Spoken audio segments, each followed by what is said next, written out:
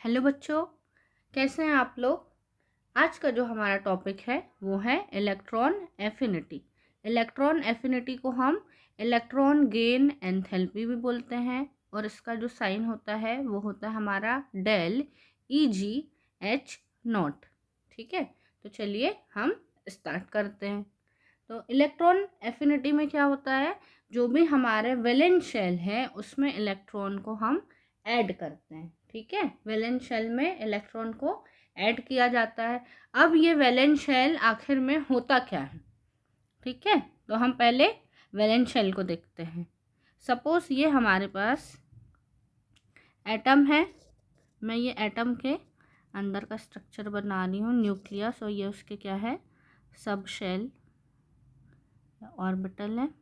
ठीक है, तो क्या होता है, हमें पता है सब शेल कौन कौन से होते हैं, KLMN। ओके, तो जो सबसे लास्ट वाला शेल है, लास्ट वाले शेल को हम क्या बोल देते हैं बच्चों, वैलेंस शेल। लास्ट वाले शेल को क्या बोलते हैं, वैलेंस शेल। और वैलेंस शेल में जो इलेक्ट्रॉन प्रेजेंट रहता है या जितने भी इलेक्ट्रॉन प्रेजेंट रहते हैं उसको हम क्या बोलते हैं, वैलेंस इलेक्ट्रॉन, है ना। ये तो आपको पहले से पता है।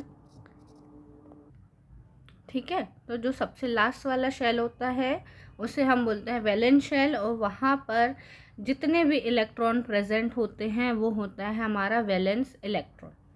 ओके, अब ध्यान से देखना कि इस वैलेंस शेल में अभी हमने देखा कि यहाँ पे एक ही इलेक्ट्रॉन प्रेजेंट है। ओके, अब अगर मुझे यहाँ पे सपोज 2 इलेक्ट्रॉन ऐड करना है, ठीक है, मैंने यहाँ पे 2 इलेक्ट्रॉनों को ऐड किया, तो क्या होगा, इन इलेक्ट्रॉन को ऐड करने पर जो भी एनर्जी रिलीज होगी या फिर एब्जॉर्ब होगी, इस इलेक्ट्रॉन को, ये इलेक्ट्रॉन्स है, ऐड इलेक्ट्रॉन्स, इन इलेक्ट्रॉन को ऐड करने पर जो भी एनर्जी रिलीज या एब्जॉर्ब्ड होती है उसी को हम क्या बोल देते हैं बच्चों, इलेक्ट्रॉन एफिनिटी।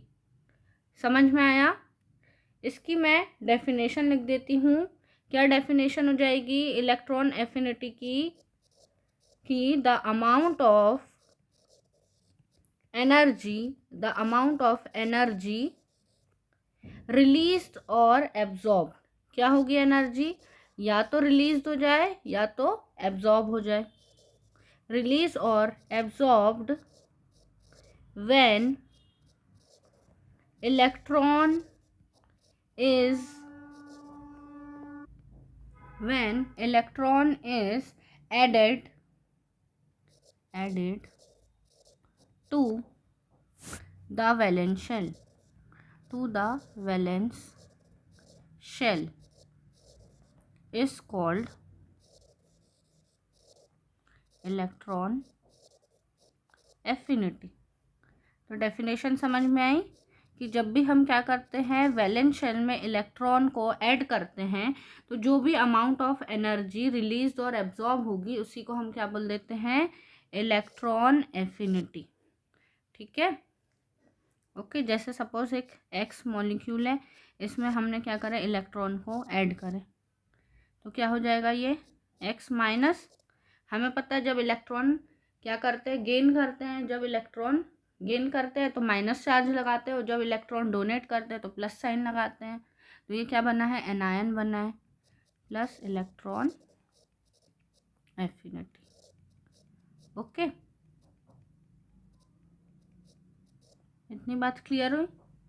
ठीक है, अब क्या होता है, मोस्टली क्या होता है, जब फर्स्ट इलेक्ट्रॉन एफिनिटी की बात होती है, जब भी पहली बार इलेक्ट्रॉन ऐड किया जाता है तो हमेशा क्या होता है, मोस्टली ज़्यादातर टाइम एनर्जी रिलीज ही होती है। ठीक है, फर्स्ट इलेक्ट्रॉन एफिनिटी के समय क्या होता है, एनर्जी रिलीज होती है, और जब एनर्जी रिलीज होती है तो ऐसी रिएक्शन को हम क्या बोलते हैं, एक्सोथर्मिक, है ना। तो क्या लिखेंगे हम, mostly energy released, energy released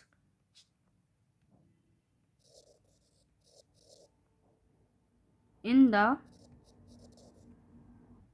तो क्या हुआ, mostly energy release in the first electron affinity. जब भी फर्स्ट टाइम हम क्या करते हैं, किसी एटम में इलेक्ट्रॉन को ऐड करते हैं तो एनर्जी रिलीज होती है, इसको हम बोलते हैं एक्सोथर्मिक। तो हमने लिखा है फर्स्ट, ई ए मीन्स है इलेक्ट्रॉन एफिनिटी, एक्सोथर्मिक है। ठीक है, तो इससे क्या होगा, जो overall del E G H naught है, एच की वैल्यू क्या हो जाएगी, नेगेटिव हो जाएगी। ओके, कब, फर्स्ट इलेक्ट्रॉन एफिनिटी के केस में। ओके, अब क्या होता है कि जो फर्स्ट इलेक्ट्रॉन एफिनिटी है वो मोस्टली क्या होती है, कैसी होती है, पॉजिटिव होती है।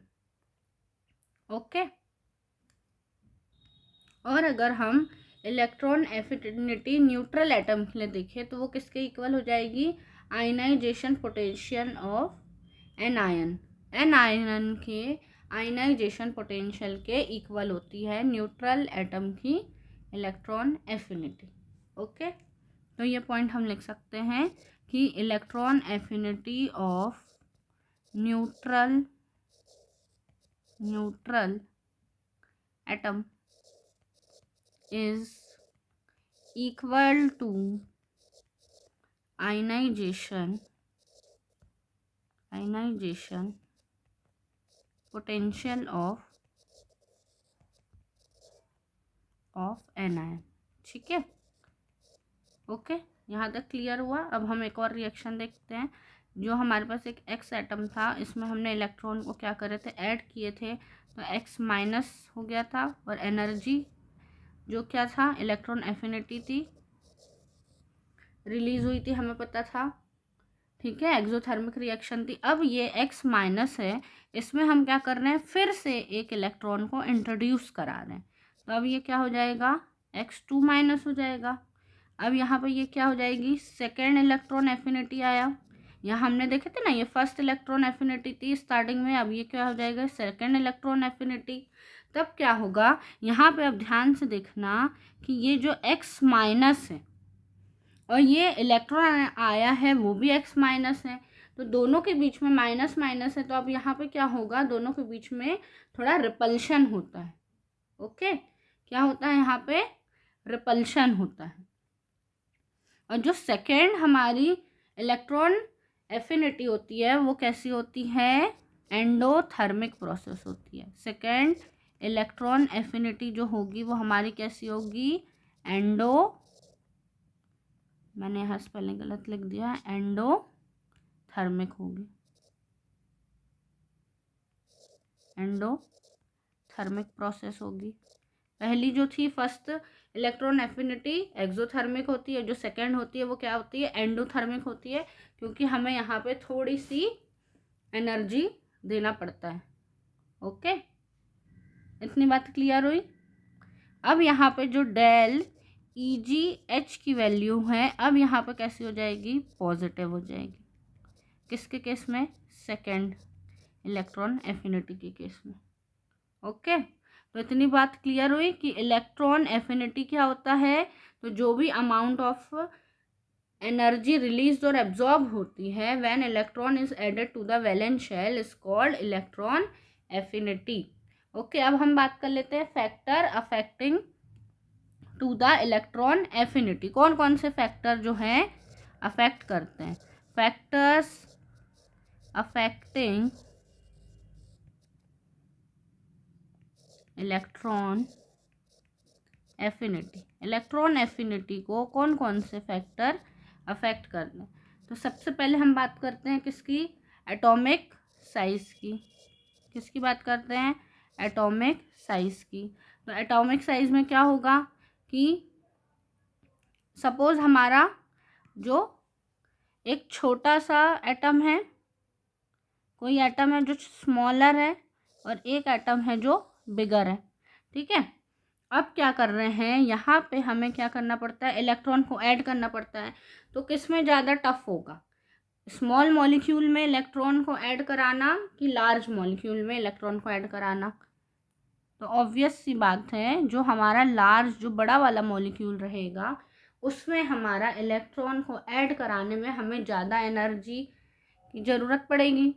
ठीक है, तो इसीलिए जो हमारी इलेक्ट्रॉन एफिनिटी होती है, इलेक्ट्रॉन एफिनिटी होती है, वो क्या होती है, इन्वर्सली प्रोपोर्शनल होती है। कैसी होती है, इन्वर्सली प्रोपोर्शनल होती है एटॉमिक साइज की। मीन्स कि जितना बड़ा हमारा एटम रहेगा, उसका साइज रहेगा, उतनी ही कम उसकी इलेक्ट्रॉन एफिनिटी होती है। ओके, ये बात समझ में आई। सेकेंड होता है क्या, स्क्रीनिंग इफेक्ट।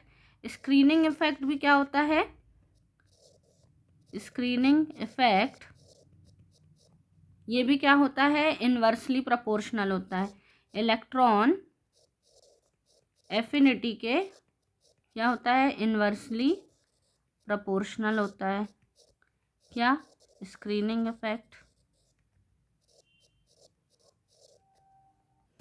अब ये स्क्रीनिंग इफेक्ट क्या होता है ये भी हमें जानना है। तो स्क्रीनिंग इफेक्ट यहाँ पे देखो, ये हमारा एक न्यूक्लियस है, ठीक है।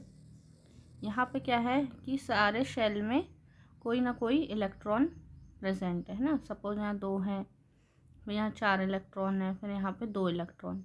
तो क्या होता है कि जो न्यूक्लियस से वैलेंस शेल का, ये हमारा न्यूक्लियस है सबसे अंदर, और यहाँ से ये जो बाहर वाला शेल है, इनके जो फोर्स ऑफ अट्रैक्शन है वो कम होता है, ठीक है। न्यूक्लियस से जो सबसे लास्ट वाला शेल है, उनके बीच में तो अट्रैक्शन कम ही होगा, क्योंकि वो बहुत दूर होता है वैलेंस शेल।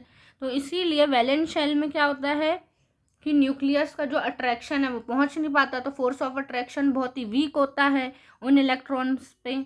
ओके, उसके बाद क्या होता है, जो अंदर की तरफ इनर इलेक्ट्रॉन होते हैं, ये जो अंदर की तरफ इनर वाले इलेक्ट्रॉन है, वो भी क्या करते हैं, वैलेंस इलेक्ट्रॉन को रिपेल करते हैं। वो लोग क्या करते हैं, रिपल्शन फोर्स लगाते हैं उन पर, वैलेंस इलेक्ट्रॉन पर।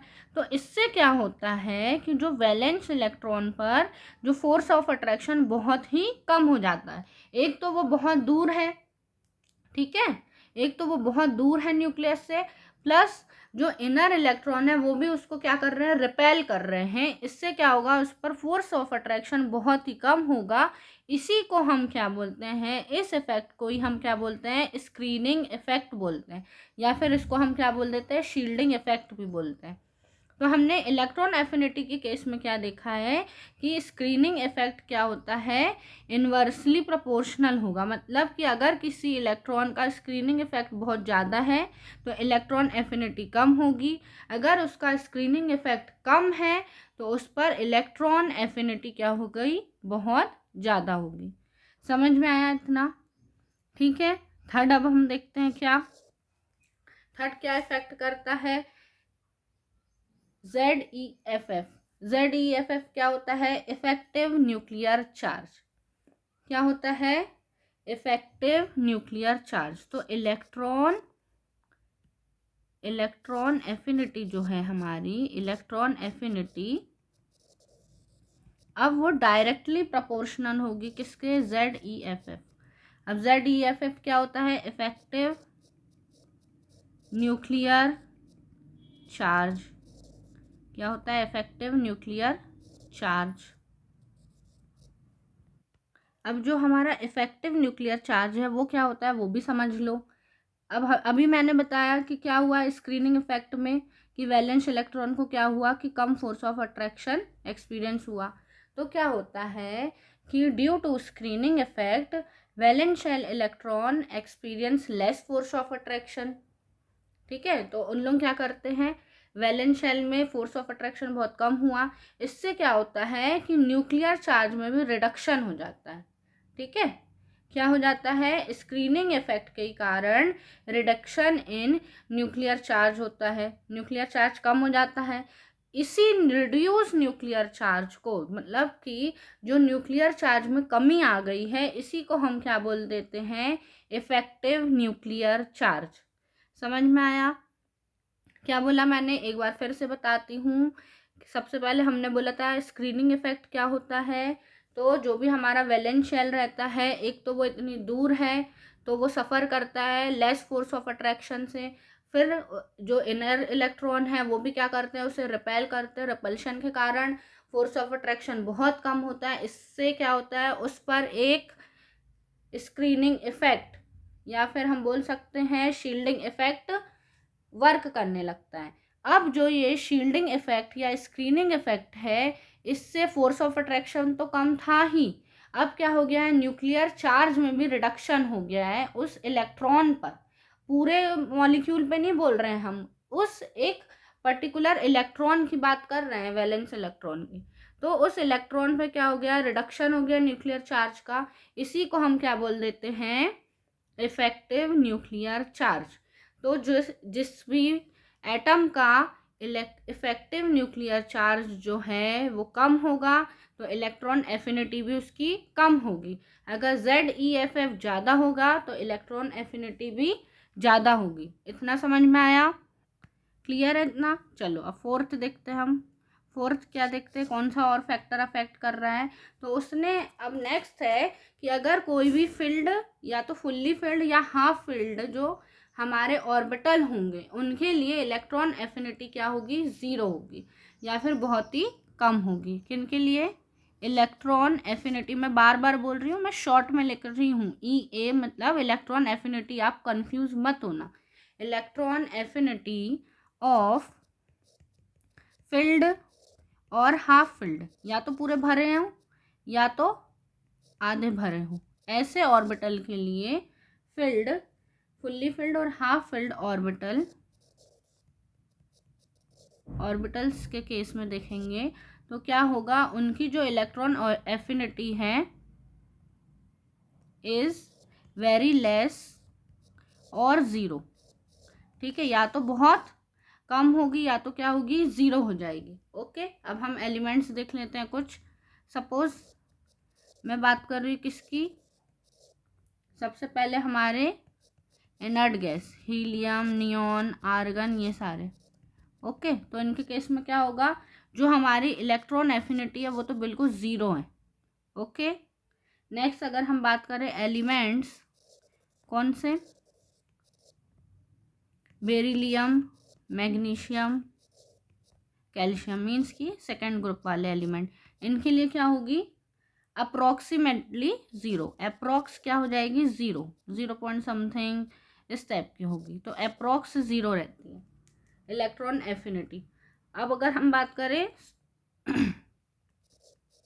एलिमेंट्स, अब कौन से, nitrogen phosphorus, nitrogen phosphorus, arsenic की बात करें तो इनके केस में क्या होगी, वेरी लेस, बहुत ही कम होती है।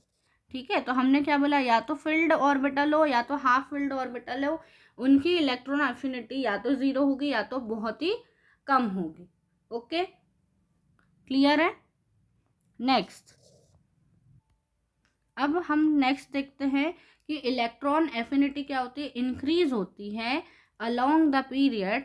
अगर हम लेफ्ट टू राइट जाते हैं तो क्या होता है, इलेक्ट्रॉन एफिनिटी इंक्रीज होती है, बढ़ती है। क्यों ऐसा होता है, क्योंकि एटॉमिक साइज जो है हमारा स्मॉल होता जाता है और इफेक्टिव न्यूक्लियर चार्ज जो है वो इंक्रीज होता जाता है। ओके, अब क्या है, जो हेलोजन है, हेलोजन का मैक्सिमम इलेक्ट्रॉन एफिनिटी होती है। ये बात बिल्कुल याद रखना कि जो हेलोजन्स हैं, ठीक है, तो मैंने क्या लिखा है कि halogens have maximum electron affinity due to small size. क्योंकि उनका साइज बहुत स्मॉल होता है इसलिए उनकी इलेक्ट्रॉन एफिनिटी बहुत ज़्यादा होती है। Electron affinity increase along the period, मैंने अभी बताया कि हम लेफ़्ट टू राइट जाते हैं तो क्या होती है, इलेक्ट्रॉन एफिनिटी इंक्रीज होती है, बढ़ती है। क्यों, क्योंकि एटॉमिक साइज कम होता है और जो ZeFF की वैल्यू है वो इंक्रीज होती है। अब एग्जांपल के थ्रू देखते हैं, जैसे हमारे पास lithium, beryllium, boron, carbon, nitrogen, oxygen, fluorine और ये नियॉन। ठीक है, लेफ़्ट टू राइट जा रहे हैं। नेक्स्ट है sodium, magnesium, aluminium, silicon, phosphorus, sulphur, chlorine और आर्गन। अभी हमने बात करें किसकी, जो हमारे इनर्ट गैसेस हैं उनकी क्या है, ज़ीरो है। अभी हमने देखा था ये हीलियम, नियॉन, आर्गन की क्या है, ज़ीरो है। उसके बाद जो बेरिलियम, मैग्नीशियम है उनकी क्या है, अप्रॉक्स ज़ीरो है। फिर जो हमारा नाइट्रोजन फॉस्फोरस था उसकी क्या है, लेस है। ओके, तो इस केस में सबसे ज़्यादा मैक्सिमम किसकी हो जाएगी, हेलोजन, फ्लोरीन, क्लोरीन की सबसे ज़्यादा हो जाएगी। ओके, तो इसका मैं एक ऑर्डर में अरेंज कर देती हूँ, इंक्रीजिंग ऑर्डर में। इन सेकेंड पीरियड की बात करें अगर हम, तो सबसे ज़्यादा किसकी है, कुछ ऐसा बनेगा। नियॉन की सबसे कम है, इसलिए नियॉन को ऐसा लिखा है। ओके, और फ्लोरीन की सबसे ज़्यादा है। और अगर हम थर्ड पीरियड की बात करें तो आर्गन का सबसे कम है, फिर magnesium, then phosphorus, then aluminium, silicon, sulphur और क्लोरीन की सबसे ज़्यादा। ओके, नेक्स्ट अगर हम बात करें कैसा, ग्रुप में बात करें, तो ग्रुप में क्या होगा कि इलेक्ट्रॉन एफिनिटी जो है हमारी डिक्रीज होगी डाउन द ग्रुप। ऊपर से नीचे अगर आएंगे हम एलिमेंट्स में, ग्रुप में देखेंगे डाउन द ग्रुप क्या होगी, डिक्रीज डाउन दी ग्रुप में ऊपर से नीचे की ओर आने पर क्या होता है, इलेक्ट्रॉन एफिनिटी डिक्रीज होती है। क्यों डिक्रीज होती है, क्योंकि जो एटॉमिक साइज हमारा इंक्रीज होता है और अट्रैक्शन जो है न्यूक्लियस से कम होता जाता है इलेक्ट्रॉन का। ठीक है, नेक्स्ट और क्या बात कर लें, उसके बाद जो हमारे इलेक्ट्रॉन एफिनिटी है, याद रखना है इलेक्ट्रॉन एफिनिटी जो है थर्ड पीरियड में, थर्ड जो पीरियड रहेगा हमारा, थर्ड पीरियड की ज़्यादा रहेगी। Third period is greater than second period. ठीक है, सेकेंड पीरियड के अगर हम कंपैरिजन करें तो थर्ड पीरियड की जो इलेक्ट्रॉन एफिनिटी है वो ज़्यादा होती है। ओके, नेक्स्ट अगर हम बात करें किसकी, ऑक्सीडेशन स्टेट की, तो जो हमारी इलेक्ट्रॉन एफिनिटी है वो क्या होती है, डायरेक्टली प्रोपोर्शनल होती है किसके, ऑक्सीडेशन स्टेट के, ऑक्सीडेशन स्टेट के। ओके, उसके बाद मैं कुछ एक्सेप्शनल केस बता देती हूँ, एक्सेप्शनल या स्पेशल, आप स्टार बना के इसको याद कर लेना। क्या है, क्लोरीन की सबसे ज़्यादा है, फिर फ्लोरीन की है, ब्रोमीन एंड देन आयोडीन। ये इलेक्ट्रॉन एफिनिटी की बात चल रही है। ठीक है, फिर उसके बाद अगर हम बात करें सल्फ़र की ज़्यादा होती है सेलेनियम और ऑक्सीजन से, फिर सल्फ़र की ही ज़्यादा है ऑक्सीजन, फॉस्फोरस और नाइट्रोजन से, और फिर सिलिकॉन की इलेक्ट्रॉन एफिनिटी ज़्यादा है कार्बन, फॉस्फोरस और नाइट्रोजन से। फॉस्फोरस और नाइट्रोजन की तो हमने ये बात किए थे, क्यों उसकी इलेक्ट्रॉन एफिनिटी कम होती है, क्योंकि उसमें स्टेबल हाफ फिल्ड कॉन्फ़िगरेशन रहता है। ओके, तो ये आज हमने डिस्कस किया किसके बारे में, इलेक्ट्रॉन एफिनिटी के बारे में। Okay, thank you.